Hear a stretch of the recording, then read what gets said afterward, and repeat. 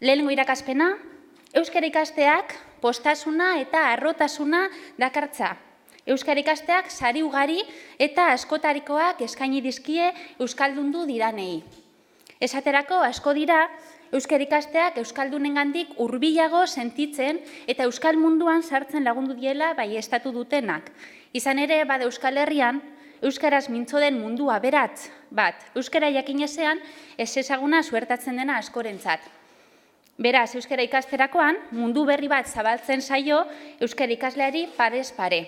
Bigarren irakaspena da, euskara ikasten hasteko, ala berri ikasteko arrazoi eta motivazio ugari egon daitezkela eta denak dirala baliozkoak. Euskal Herriarekiko lotura identitario indartsua, eskola amaituz geroztik euskara erabili ez eta galtzeko beldurra, lan aukerak ugaritzeko nahia, bizitzera joandako herri euskaldunean integratzeko gogoa, Euskal Herrira bizitzen etorri eta lurraldeko hizkuntza exotikoa ezagutzeko kuriosidadea, motivazio identitarioak, instrumentalak, zein integratzaileak. Guztiak dira baliozkoak euskararako bidea abiatzeko. Hirugarren irakaspena. Euskaldun aktiboa bilakatzea ez da prozesu automatikoa. Bidean agertuko diren erronkei eta ardurei aurre egitea funtsezkoa izango da. Zeintzuk dira erronka eta ardura horiek? Eta nola erantzun geniezaieke euskara ikasteko prozesua arrakastatsua izan dadin? Lehenengo ardura euskara ikasleak izaten dutena. Ez dut gaitasun nahikorik. Hiztun berri askok aipatzen dute ardura euren euskara gaitasunarekin. Euskara maila nahikorik ez dutela, ahozko jariotasuna edota erregistro aldakortasuna faltan dutela, lekuan lekuko aldaerarik ez dutela, alegia, falta zaidanaren diskurtsoa sarri nagusitzen da beraien mintzoan. Egoera horren aurrean, zenbait aholku.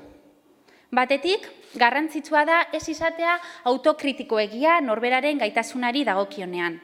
Are gehiago, edo are gutxiago barkatu, kontuan izan da, sarritan, hiztun berrien gaitasun objektiboa beraiek hautemandakoa baino hobea izaten dela. Eta bestetik, gogoan izan, hizkuntzak komunikatzeko dira. Komunikazioa baldin badago, helburua lortuta. Bestelako ardura bat. Euskaraz dihardudanean gaztelaniazko hitzak barra-barra sartzen ditut elkarrizketan. Hizkuntzak tartekatzea gauza ohikoa da testuinguru elebidunetan. Eta euskaraz ederto hitz egiten dutenek ere nahasten dituzte.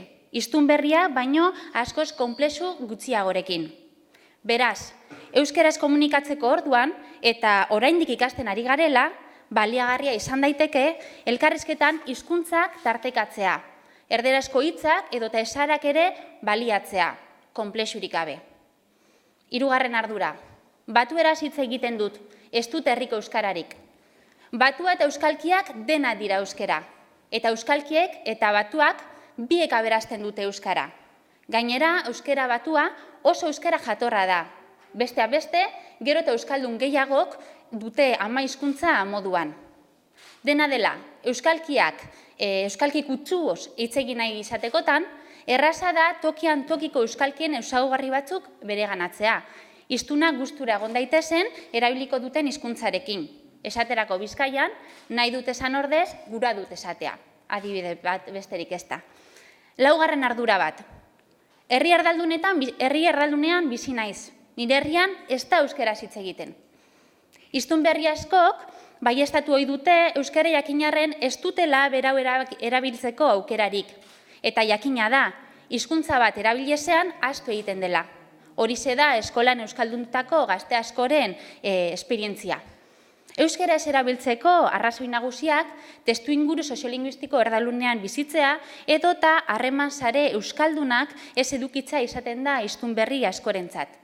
Dena dela, ez edukitza izaten da Dena dela, testuinguru soziolinguistiko garrantzitsua denarren ez da determinantea.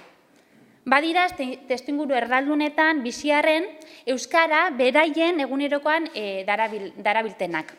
Hortaz, testuinguru erdaldunetan ere posible da euskara erabiltzea zenbait estrategia garatuz gero.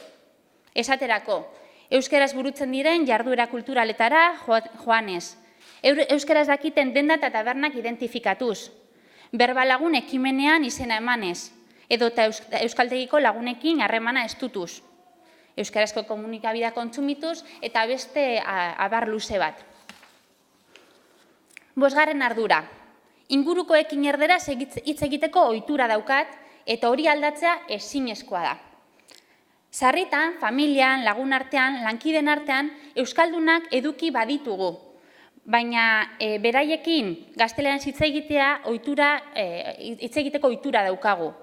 Izatez, gazteleranez hitz egitea, ohitura hori da, omen da, euskal hiztun berri askorentzat, euskara gutxi ala zerez erabiltzeko arrazoi nagusia. Egoera horren aurrean, badira, hiztun berrien artean, ohitura horiek aldatzeko gai izan diren asko. Alegia, momentu batetik aurrera, bikotean, sarritan seme-aleban jaiotza aprobetxatuz, kuadrillan, lankidekin, euskararakoko saltoa burutu dutenak. Beraz, posible da ingurukoekin hizkuntza ohiturak aldatzea. Alegia, beti erderaz besterik ez egin beharrean, euskara ere egiten hastea, igarotzea. 6. ardura bat, nire inguruan inork ez daki euskara. Bai, badira oso harreman sare erdalduna dituzten, edo izan dituzten euskal hiztun berriak. Halere, bizitza etengabe aldatuz doa, eta aldaketotan jende berria ezagutzeko aukera izaten dugu. Hiztun berriak erakutsi digute, euskara errepertorio linguistiko aktiboan sartzeko, lagun berriak edota jarduera berriak egiteko uneak baliatu behar direla.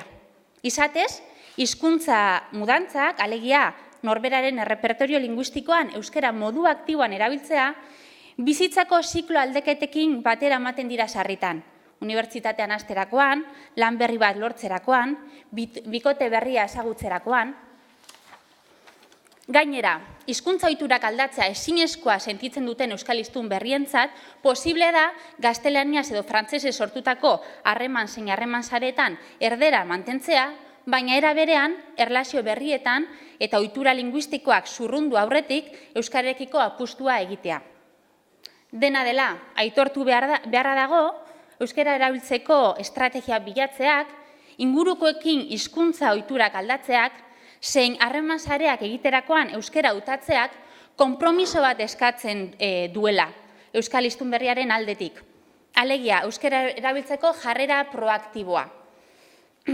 Izatez, beraien egunerokoan euskara darabilten euskal hiztun berri gehienek agertu dute euskara erabiltzeko gako nagusia lehenengoa erabilera aukera guztiak aprobetxatzea izan dela. Beraz, jarrera proaktiboa izan da, askoz euskara gehiago erabili daiteke. Eta zerk eragin die euskal hiztun berri askori euskararekiko jarrera proaktiboa, kontzientzia hartzeak. Izan ere, euskal hiztun berri askok aipatu dute kontzientzia hartu zutenean hasi zirela euskara modu aktiboan erabiltzen. Hortaz, kontzientzia hartzea ere oso garrantzitsua da urratsa eman dutenentzat.